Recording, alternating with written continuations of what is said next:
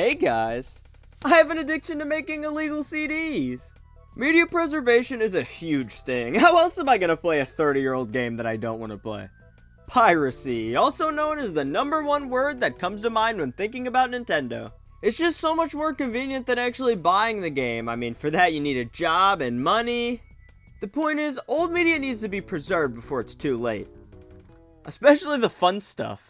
Gaming in the early 2000s was something that always fascinated me. Being a child who wasn't born till 2006, I never got to experience this, at least not to the fullest capacity.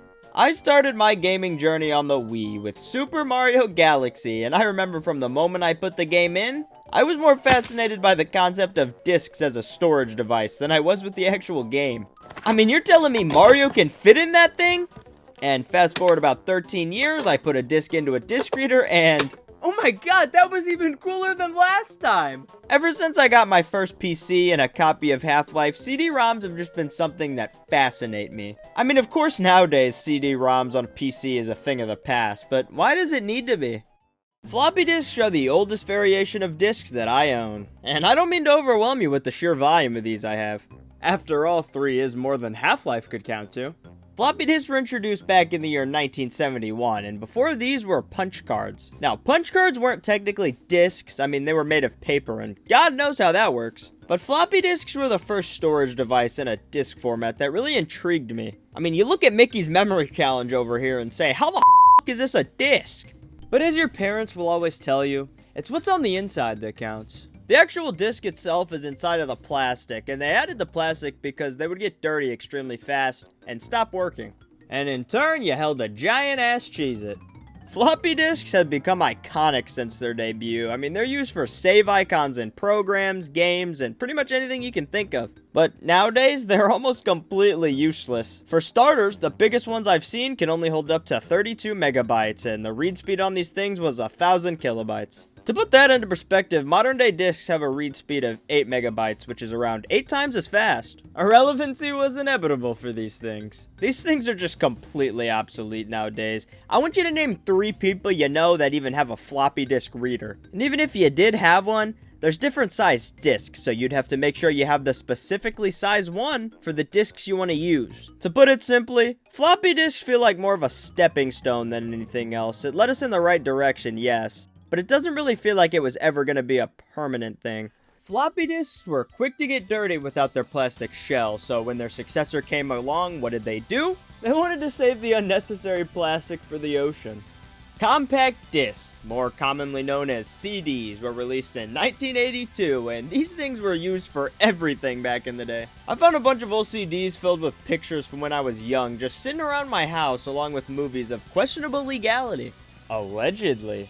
Standard CDs range from anywhere from about 600 to 700 megabytes, and you may be asking, how am I going to fit my Mountain Dew in that thing? There is a method called overburning that exists, letting you burn data closer to the edges of the disc. That way you can fit extra data there than what's actually recommended. But this can easily lead to corrupt data, damaging the disc. Which leads me to my next point.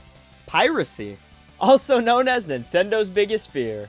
Gaming consoles weren't always disc-based systems, the first recognizable one being the Sega CD, which is more of an add-on than an actual console. Games were originally on cartridges, and man were these things way more iconic than discs. I mean, sure, over there you can play your stupid 3D Sonic game, me? Yeah, I'll stick with my shitty-ass balloon game, thank you. The reason they switched to discs was simple, they held more storage and they were cheaper to produce. And in turn, you now had to wait to play the game. The only negative of CDs as a storage device is they have to load. On cartridges, it was instant because it was stored on a ROM drive inside the cart, so it didn't need to actually load anything. But discs have to actually spin to life so the data can be read off of the drive, creating load screens for games. Oh man, I can't wait some more. But with this becoming more mainstream, storing games on these was becoming the new standard. And when people looked at their empty CDs and said, I'll do it myself. Storing pictures on these is something everybody was doing, but what if I wanted to play Sonic Adventure and I didn't want to pay $60 for the actual game? You know, when it came to piracy, the Dreamcast was basically encouraging it. The Dreamcast had mil-CD, which basically meaning it can run unlicensed discs. And say goodbye to the Dreamcast. They should have just taken notes from PlayStation over here. It's 1994, and the new console named the PlayStation's coming up. Now, Sony's first console, they wanted to make a good first impression, while also not letting piracy be a factor. And some brilliant guy took a Sharpie, colored the back of a disc with it, and PlayStation 1's black discs were born. Was this necessary? Sony's thought process with this was if they covered the disc in a black coating, piracy would be nearly impossible. Why they thought that? Well, that's a mystery to anybody. Nowadays, you can just buy black discs if you really want to pirate them. And I've also seen Sony believe that black discs were harder to read, which means it would be harder to rip data from. But in reality, since the black disc was more contrasting with the laser, it would be a lot easier for it to actually read the discs. Now, after I initially found that, I could not find the source that said that, so take that with a grain of salt. I did, however, find somewhere where it said the black CDs had better burning capabilities, and if that's the case, 2 points to piracy. When it really came down to it, there was just no real reason for these. I mean, there was a trick you could do that let you play burned games now, dubbed the swap trick, that I'm not going to go into detail on. But it's just weird to me that they went through all this trouble to make piracy harder, but in turn, they missed the only few things that actively made it easier for people. And when the PS2 came out doubling as a DVD player, these black discs were old news. Did somebody say DVDs? CDs were great, no doubt. People used them for music, pictures, movies. But as bigger sized media came along, CDs' age started to show, especially in gaming. I mean, Final Fantasy VII was on 3 separate discs. Am I just supposed to be okay with that? The point is, we needed something new, something that could hold more storage, and just be a better alternative in general. How about the exact same f***ing thing?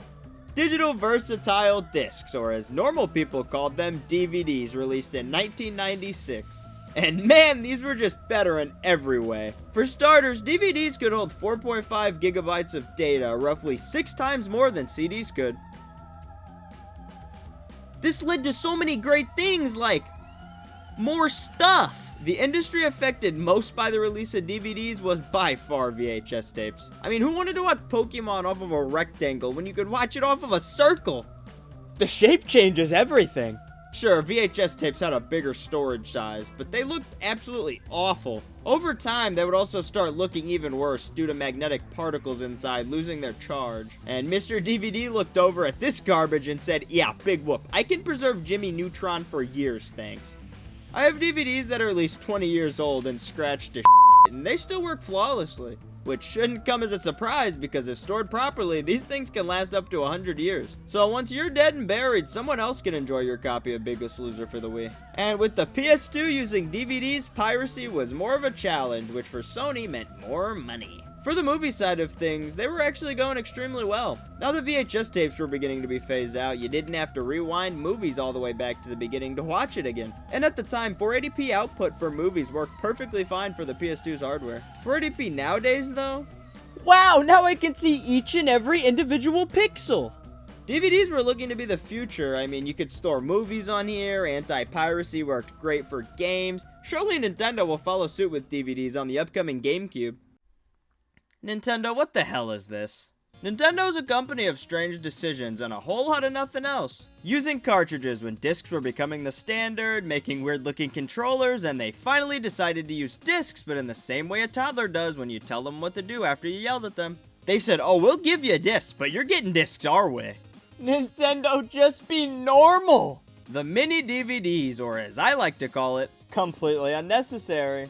There's almost zero reason to use these over normal DVDs. The number one reason they use is to defend against piracy, and people found a way anyway. It's just so unnecessary. The PS2 used DVDs, and it's the best-selling console ever. Take notes, Nintendo. Apparently, they were also used to avoid licensing fees by using DVDs. How cheap can you cheap asses at Nintendo be? God, just do something normal for once. These things couldn't even hold 2 gigabytes of storage. That might be too much space. I can't express to you how stupid I think it is that they made these, but clearly they didn't learn their lesson because they still didn't use DVDs on the Wii. They just made their own stupid-ass discs again. And the console after that, well, somehow they made one of the worst discs ever known to man. Sony, lead us back in the right direction with the PSP. Sony, what the hell is this? Why were these even made? It's essentially just another floppy disk. This is a handheld, just use cartridges.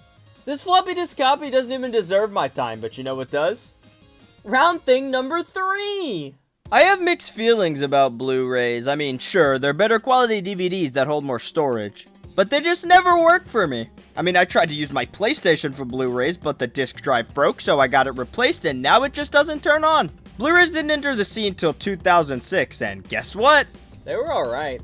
People back then were still rocking CRT TVs, or TVs that weren't 1080p, so it didn't really even make a difference that these things existed. And if that's not bad enough, DVD players can't even read Blu-rays, so at that time you needed to buy a Blu-ray player, which was $500. Oh, they were just practically giving these things away. And somehow 2 years later, DVDs were no more, and Blu-rays have become the new standard. And then streaming existed. Yeah, the issue that's ran into today with discs is the fact that people just like convenience. And what's more convenient than DVDs and Blu-rays? Piracy. Nowadays, people can just stream movies online, and on top of that, it's much easier to just pay monthly for a whole bunch of movies than it is to pay $25 for Despicable Me 4. Blu-rays never really went away in the sense that CDs, floppy disks, and DVDs did. I mean, they're still being produced, but everything is becoming digital nowadays, which is honestly kind of scary. For example, let's say every movie from this point on is digital only. What does that mean for the future of movies? More piracy. If every movie is digital only and the only source is, say, Netflix, if Netflix shuts down, those movies are just gone. At least with DVDs, you still have the disc to watch. And that's DVDs, everything about DVDs, and I probably got at least something right. Sadly, we come to a day where discs aren't as high demand as they used to be due to digitality. But gamers will always have a soft spot for these because it's the only way to actually own what we buy. Discs are coming closer and closer to their death every day, and they'll be missed when they're gone. But you gotta admit, this is just so much cooler.